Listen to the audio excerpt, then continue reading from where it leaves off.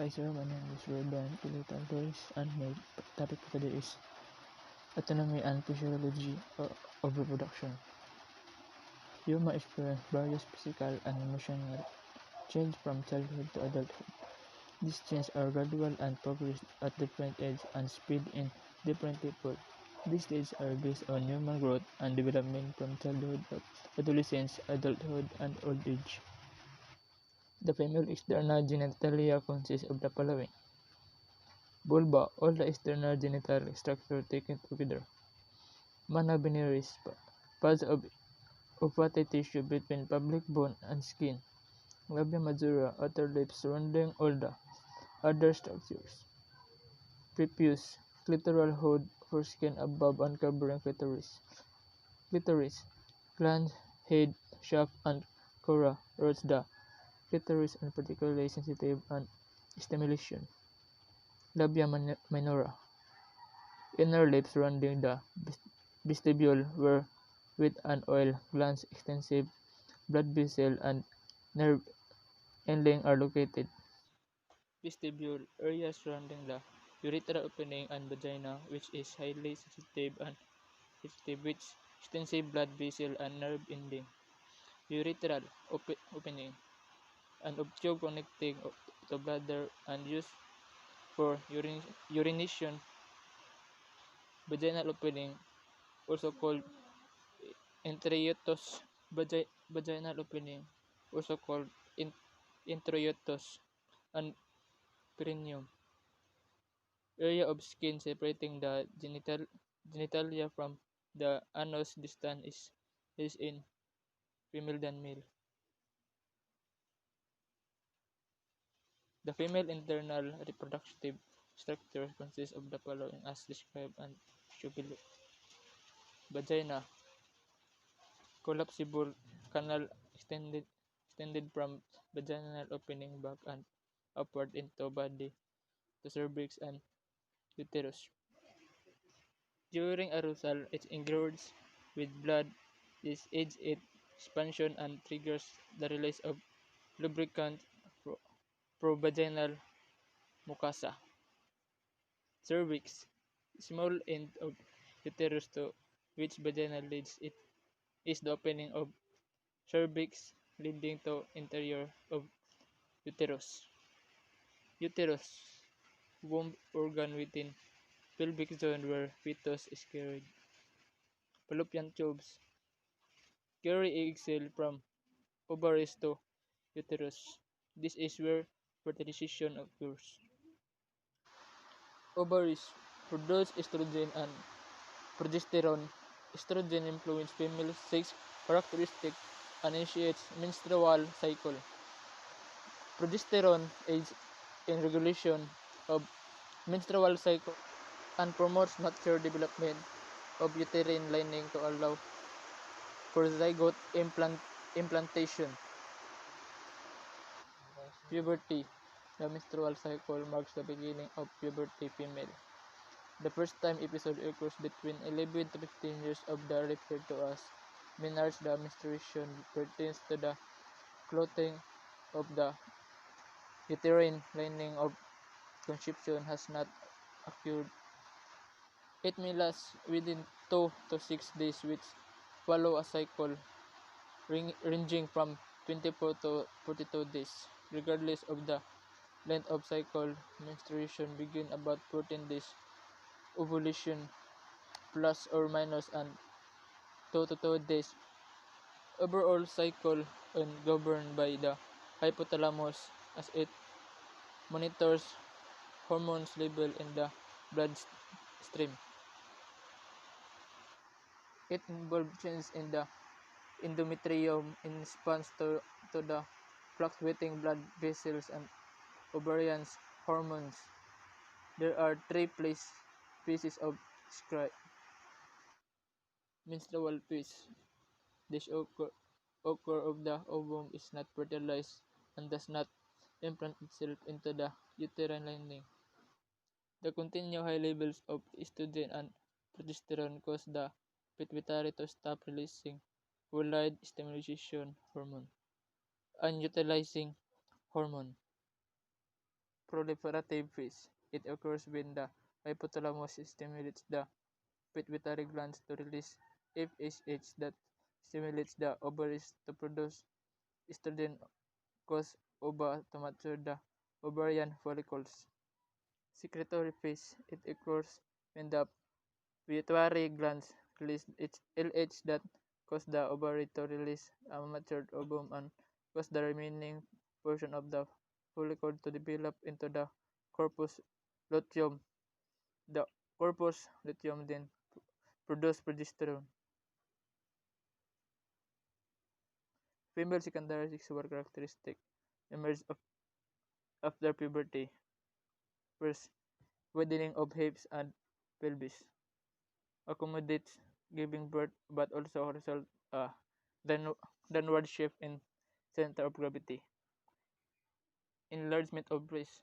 At puberty, both of the glandular and fatty tissue of the breast develop considerably different in breast size between women and primarily due to difference in the amount of fatty tissue. Good morning, everyone. My topic is all about anatomy and the physiology of reproduction. The biological male, the male sexual anatomy is designed for the production and delivery of sperm for the fertilization of the female ovum. Puberty signals the final development of primary and accessory organs that supports reproduction. The mere external genitalia consists of the following structure. Prepuce. Foreskin covering head of the penis removed in the male circumcision. Penis. Gland, head, shaft, and root. The gland is particularly sensitive to the stimulations. Running the length of the penis is the urethra surrounded by the sponge body and two cylindrical chambers known as the cavernous bodies. During arousal, these become engorged with the blood results. Corona. Rim of glands where it arises from shaft. Frenulum. Thin strip of skin connecting glands and shaft on undersibole of penis. Scrotum. Sacs that encloses the two compartments housing the testes. Urethra opening. Found on head of penis, this is the end of the tube connected bladder and used for urination. It is also a tube which external structure delivers semen by which male ejaculates. Perineum. Area of skin separating the genitalia from the anus. Distance is greater male than females. This picture is showing by the difference of penis. The uncircumcised, there's a foreskin. Yan ang natawag natin na supot, yung may balat pa. At saka yung isa naman yung circumcised, yung tinatawag na tuli, yung ulo yung tinatawag na glans. At yung tuli ay tinatawag na circumcised. That's the difference of penis by the male. The male internal productive organs. Testes produce androgen, particularly large quantities of testosterone, which is the greatly influence male development and drive sexual motivation. Also produce sperm cell is virtually unlimited over the entire course of the lifespan.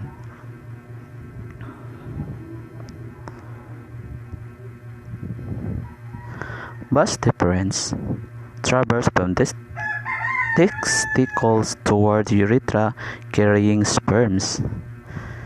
Seminal vesicles, the gland that produce alkaline fluid, reach the fructose sugar comprising some 70% of semen volume. Alkaline natures may stimulate sperm to start self-propulsions, and sugar may provide sperm nutrients. Ducts carry fluid to connect with the vas deferens, forming ejaculatory ducts.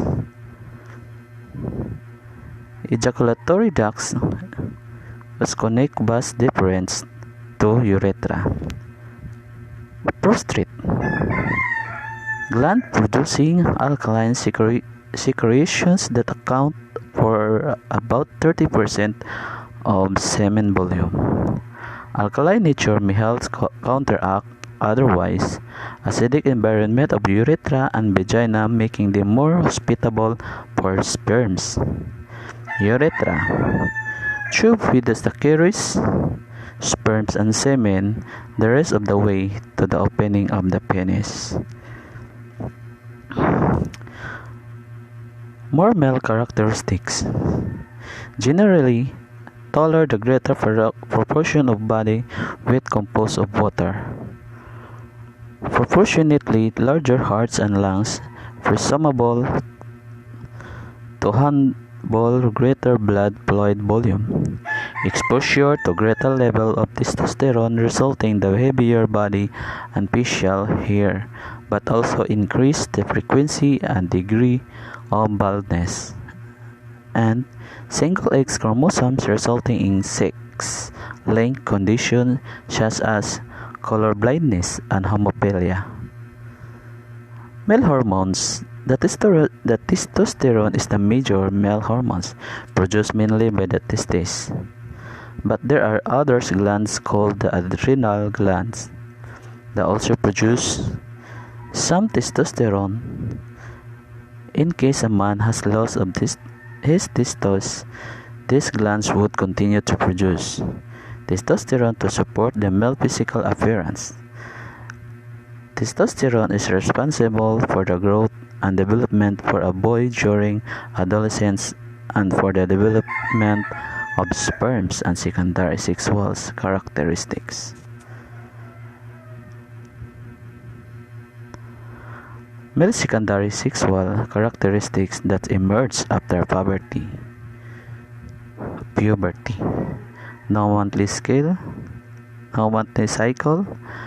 elongation for vocal cord or lower voice, border shoulder, deep chest cavity. This book's reference of Peralta F. et al. Anatomy and Physiology of Reproduction, Gender and Society, a Human Ecological Approach in Manila, Rexpac Store, year of 2018. And that's all. Bye.